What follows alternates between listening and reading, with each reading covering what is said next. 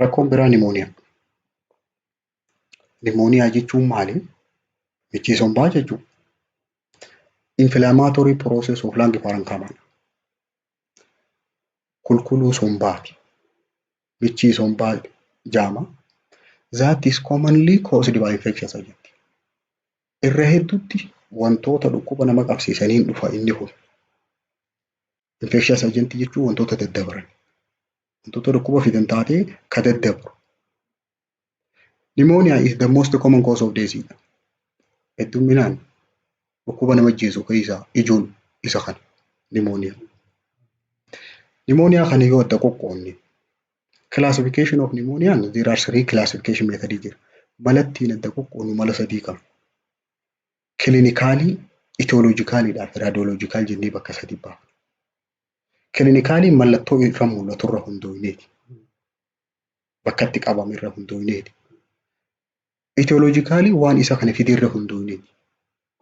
Radiologically ammoo bifa inni fakkaatu raajiidhaan yeroo ilaalame waan inni fakkaatu irra hundooynee adda yoo qoodne. Mee etiological classification yoo ilaalle waan isa kana fide irra hundooynee infectious agentiin the most common and the most important hedduminaan pneumonia ka fidu bacteria tokkoffaan. Bacteria kanallee bakka lamatti adda baafna. Sanyii aerobic bacteriaadhaa fi anaerobic jennee. Aerobic bacteriaanii bakka oksijiniin jiru ka jiraachuu danda'u jechuudha. Bakka oksijiniin hin jirre jiraachuu hin danda'u. Aerobic bacteria kanallee bakka lamatti adda baafna. Warreen gram positiiviidhaatii fi gram negatiiviidhaatti adda baafna. Gram positiivii tahee warreen pneumonia fiduu danda'an warreen akka streptococcus pneumoniaadhaatii fi staphylococcus aureus fa'aa. Gram negatiivii warreen ta'an ammoo warreen akka Escherichia coliidha, Klebsiella, Pseudomonas warreen jedhaman, Pseudomonas aeruginosa warreen jedhaman warreen akkanaa kanaaf fida. Anaerobic bacteriaan ammoo pneumonia ka fidu bacterioid warreen jedhaman. Warreen bakka oksijiniin hin jirre jiraachuu danda'u jechuudha. Inni biraa pneumonia vaayirasiidha ka fidu. Akkasumas kilaamiidiyaallee fiduu danda'a. Inni biraa maayikoopilaazmiin fiduu danda'a. Warreen fangasii. Akkasumas rikeeshiyaa jechuun kan wantoota akka ilbiisa xixiqqaa fa'aa keessa, injiree fa'aa keessa jiraachuu ka danda'u. Etiologically irra hundooyne pneumoniaan kun bacteriaan dhufe moo vaayirasiin dhufe moo kilaamiidiyaan dhufe moo inni adda qooduu dandeenya.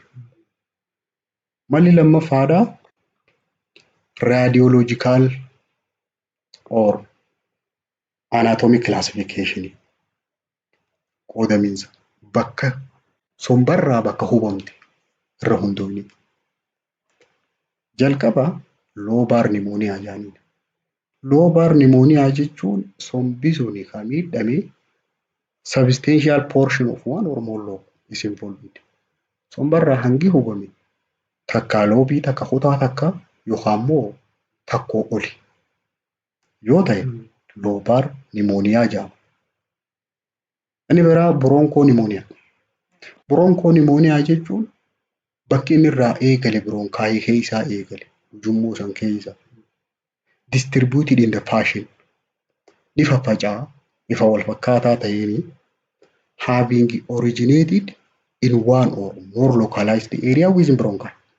Bronkaayii takka bronkaayii keessaa iddoo irraa ka'uu qaba. Achirraa faffacaa gara sombaatti. Extending to adjacent surrounding lung parenchyma. Tishuu sombaa tan naannoo isaa san jirtutti faffacaa. Yoo ka'umsi isaa bronkaayii keessaa ka'ee broncho pneumonia jedhama. It is more common than lobar. Lobar pneumonia sanirra isa kanaatiitu hedduminaan jira. Malatti qoqqoodnu keessaa inni sadaffaadhaa clinical classificationidha. Clinical classification jechuun iddoo itti qabame akkaataatti qabamee dhufe mallattoo inni fakkaatu. Clinical classification irra hundoonee bakka afuritti adda qoodna. community acquired pneumonia ka hawaasa keessa qabee dhufu, hospital acquired pneumonia ka eega hospitaala dhufee achi qabe, aspiration pneumonia pneumonia sababa fehameef sababa dhangala'aan karaa qilleensaa gakkuteef qabe, pneumonia in immunocompromised nama immunity isaa gabbuute irratti pneumonia dhufe jenna. Community acquired pneumonia yoo ilaalle, community acquired pneumonia jechuun hawaasa keessa qabamee dhufe namni.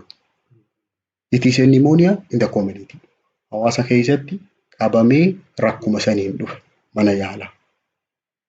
Hawaasa keessatti yoo qabame namni suni causative agentiin isaa bakka lamatti adda ba'a. Typicalidhaa fi atypical jennee bakka lamatti adda baasuu dandeenya. Typical yeroo jennu ka baakteeriyaadhaan dhufu jechuudha. Baakteeriyaadhaan ka dhufuun typical jenna. Parsantiin 50 hanga 60 isa kana. Baakteeriyaa hawaasa keessatti pneumonia nama qabsiisu keessaa beekamaan Streptococcus pneumoniae jedhama. Inni biraa Staphylococcus aureus, Haemophilus influenza. Atypical pneumonia ka jennuuni kan baakteeriyaadhaan hin dhufin jechuudha. Kan sababa biraatiin qabame hawaasa keessatti qabee dhufu. Warreen akkam fa'aa qabee Rickettsia fa'aatiitu fide rakkootan Chlamydia fa'a, Mycoplasma fa'a, Fungus fa'a. Pneumonia sababa kanaan dhufu atypical pneumonia jedhama. Community acquired pneumonia tahee atypical jedhama. Hospital acquired pneumonia yoo ilaalle, hospital acquired jechuun nosocomial jedhama. Nosocomial jechuun kan mana yaalaatti nama qabe jechuudha. Eega mana yaalaa dhufee achitti qabama. Causative agentiin isaa Staphylococcus aureus fa'a. Pseudomonas species fa'a. Sanyii Pseudomonas dha. Gram negative enteric bacilli warreen akka Escherichia coli fa'a. Kanaatiitu hospital akkata. If admitted patient developed pneumonia after 48 hours, it is most likely nosocomial jedhama. Nosocomial jechuudha namni duraan sababa biraatiif mana yaalaa kana dhufee ciisee rakkoo biraatiif jechuudha. San booda sa'aatii 48 eega turee booda mallattoon isaa irra mul'atte. Nosocomial takka immoo hospital acquired pneumonia jedhama. Inni sadaffaadha aspiration pneumonia. Aspiration pneumonia jechuun pneumonia sababa dhangala'aan karaa qilleensaa kana gasseen irraa dhufe.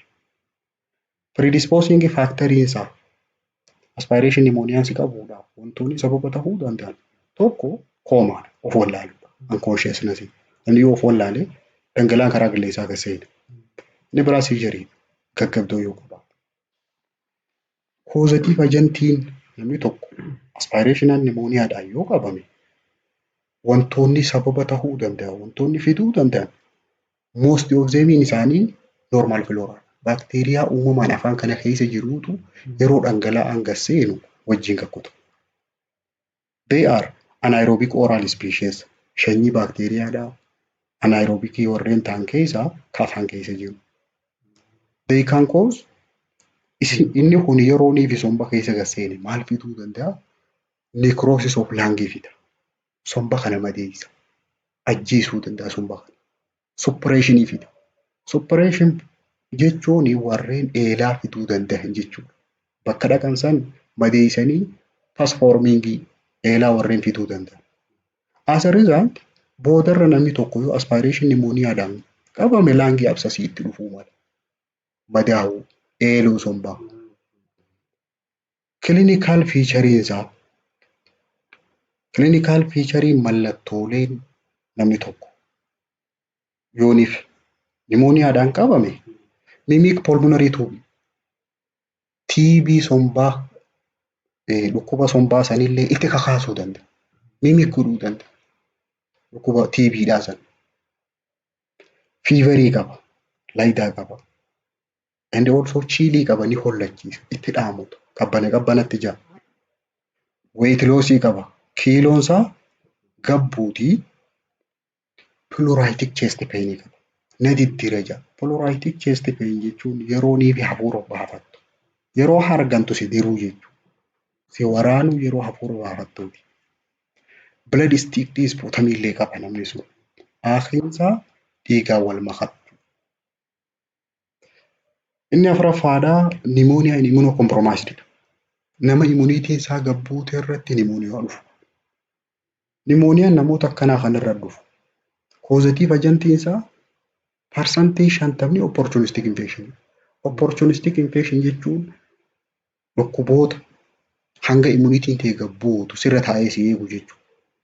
Baakteeriyooma takkaa fangasuma uumamaan qaama kee kanarra jirtuutu hanga immuniitiin ta'e gabbuutu si eegee yeroo immuniitiin ta'e gabbuute rakkoo tana fida. Pneumocystic carinii nimooniyaa beekamaan. Pneumocystic carinii nimooniyaa jechuun fangasiidhaan dhufa. Nama immuniitiin isaa gabbuute irratti heddumminaan nimooniyaan dhufu isa kana. Kabiraa saayitoomeegaalee vaayirasii fa'aa fida. Saayitoomeegaaloo vaayirasiin sanyii vaayirasiidhaa keessaa kan nimooniyaa nama immuniitiin gabbuute irratti fiduu dandeessu. Baakteeriyaan doosmeeshin warreen duraan dubbanne sani. Baakteeriyaan nama immuniitiin isaa gabbuute irratti heddumminaan qabsiisuu danda'a. Mallattooleen nama kanarraa mul'atu. Clinical feature isaa tokkoffaan kaafiidha. Qufaa qaba. Qufaan isaa first dryidha. Jalqaba goggogaadha. San booda rastii ispuutamii qaba. Rastii ispuutam jechuun aakii dandii fakkaattu. Sibiila danda'e yeroo dhiqan waan inni yaasu sana bishaan booruu fakkaatu qaba. Aakiinsa. San booda maalii jijjiirama? Purulantii ta'a. After 24 hours. Sa'a 24 booda aakiinsaa eelaa qabdi. Inni biraa fiivarii qaba. Laydaa. Pleuritic chest pain aggravated by inspiration. Yeroo qilleensa baafatu, yeroo qilleensa keessa fudhatu hedduu diddira. Qoma tanaan waraana. Taakiikaardiyaa qaba. Dhawannaan isaa ni ol kaate ni saffistii. Bronchial breath soundiin yeroo ni dhageeffattu. Sagaleen hargansuu bronkaayii keessa jirtu ni jijjiiramti. Yoo dhodhooytu dallasii qaba. Dallasi bakki silaa itti dhagayamu bakka dhangala'aan keessa jiru. Bakka silaa sombarratti sagaleen dhagayamuu qabdu rezonaansii ta'uu qabu. Sagalee akka dibbee ta'uu qabu. Garuu namoota nimooniyaa qaban irratti sagaleen isaa daliidha. Hin dhageessu. Sometimes cryptationii qaba. Cryptation jechuun waan warri gaa dhageessa. Cryptation jechuun waan lama ta'an warri gaa ta'anii olii fi gad walirra deemee warri gaati dhageessa. Diyaagnoosisiin isaa maali? WBC nama kanaa ilaala. Seelii dhiigaa adii isaa ilaalanii immuniitiin isaa hangam takka. Keessaahuu namoota immunii compromised irratti WBC isaa gabbu'a. And differential count jechuun hunda isaatu tokko tokkoon lakkaa'u, tokko tokkoon laalu. WBC shananuu. Niutiroofiiliin hangamii baasuufiiliin, limfoosaayitiin. Kabiraa ispuutam giraamisteenidha. Ispuutam giraamisteen jechuun aakii isaa sanirraa fuudhanii laaluudha. Sanyii kamii? Baakteeriyaa giraam pozitiiviidha moo negatiiviidha? Chest X-rayidha. Raajii somba saasanii raajii kaasan. Marker of severe pneumonia namni tokko nimooniyaan isaa kun itti cimaadha jechuudha. Agarsiiftuuleen mallattooleen ijoonii tokkoffaa respiration ratein 30 ol yoo ta'e nama gaheessa irratti. Respiration ratein 30 ol yoo ta'e.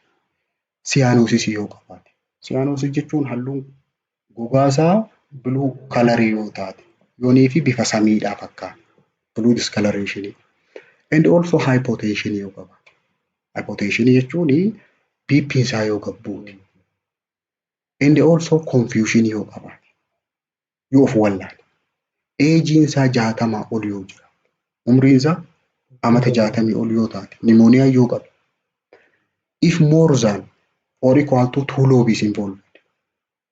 Hangi sombarraa hubame suni loobii tokkoo achii ol yoo taate koomorbidiitii yoo jiraate dhukkubni biraa dhukkuboota biraa yoo wajjin qabaate asmii fa'a DME fa'a yoo wajjin jiraate namoonni kunii nimooniyaan isaanii siivar nimooniyaa jedhama. Akkaataa siivar nimooniyaatti tiriit ta'an. Kompiilikeeshiniin namni tokko nimooniyaadhaan yoo qabame wal'aanamuu yoo baate kompiilikeeshiniin isaa paaraanimoonik diffuushiniidha. Naannawa sombaa sanitti dhangala'aan walitti qabamu. Inni biraa impeemaadha. Impeemaa jechuun pus accumulation in the lung. Sombaa san keessatti eelaan walitti qabamu. Inni also lung abscess. Kunis sombii guutummattuu madaa'u sanboota eelaa fidata. Loobaar kollaapsiidha. Loobaar kollaapsii jechuun sombii sun waliin maxxanu. Inni biraa kompiilikeeshinii isaa sepsisiidha. Summiin baakteeriyaa kanaa qaama keessa wal gahu. Jeneraal manaajimentiin akka waliigalaatti nama nimooniyaa qabuuf wal'aansi waliigalaa analgesic for pain dhukkubbiidhaaf farra dhukkubbiidhaaf kenna. Antipainii and also oxygen administration oxygenii kennanii hafuura baafachuu waan nama dadhabsiisu. Specific management ilaalla tokko tokkoon nama communityidhaan qabame maal kennanii fi hospitaaliidhaan maal kennanii fi tokko tokkoon dawaa isaa ilaalla. Community acquired pneumoniaadha. Dawaan kennan. First line amoxicillin. Amoxicillin miligiraama 500 PO'dhaan guyyaatti yeroo 3 torbaan tokko. Yookaan immoo ampicillin miligiraama 500 PO'dhaan guyyaatti yeroo 4 torbaan tokko fudhata. Yoo siivarii taate innummaan communityidhaan ulaagaa siivariidhaa san guutee yoo siivar taate admit the patient. Patientiin sun ciisuu qaba. Hospitaala mana yaalaa. Kana booda kiristaaliin peensiliinii.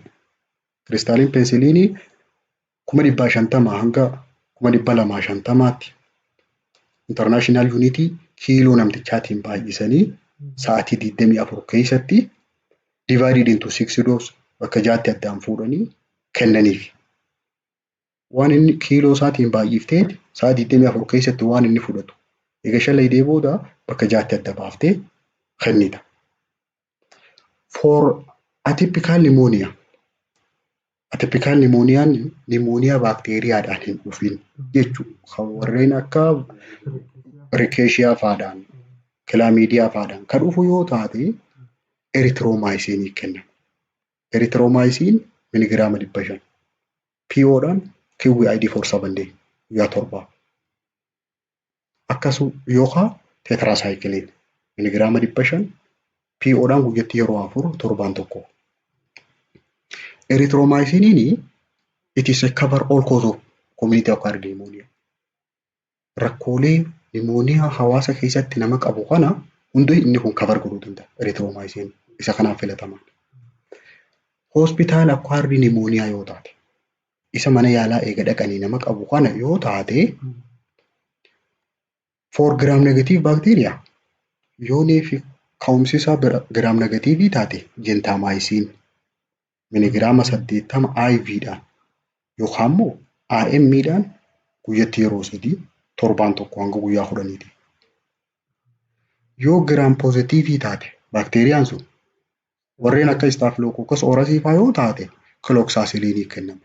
Cloxacillin namni ciise taanaan hospitaal taanaan IV'dhaan yookaan IM'dhaan. Cloxa miligiraama 500 PO'dhaan IV'dhaan guyyaatti yeroo 4 torbaan tokko hanga guyyaa 10.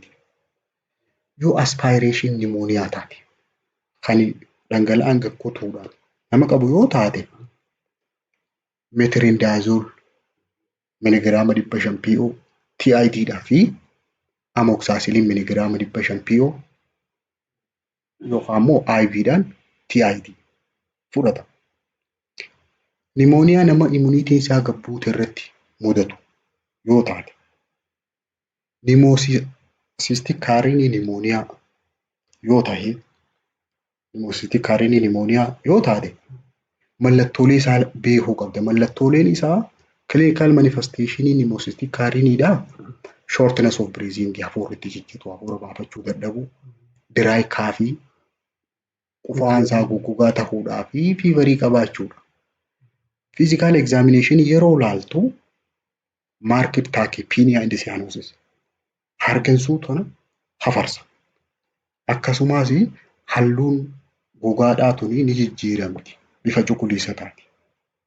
Chest findingiin namoota immuniitii gad buutuu kanarratti nimooniyaan isaa hedduu irratti hin mul'atu. Chest finding are minimal. Kanaaf yoo nama nimooniyaa immuniitiin isaa gad buutuu kan mudatu taate daawaan isaa Cotrim Oxazolidha. Cotrim Oxazol miligiraama 480 taabii 4 guyyatti yeroo 3 421 day guyyaa 21 fudhata. Kanaani wallaanta. Akka waliigalaatti nimooniyaan bakka inni itti baay'atu hanqinni nyaataa fa'aa jiraachuun mul'ata. Nimooniyaa yoo bakka sanitti heddummaate.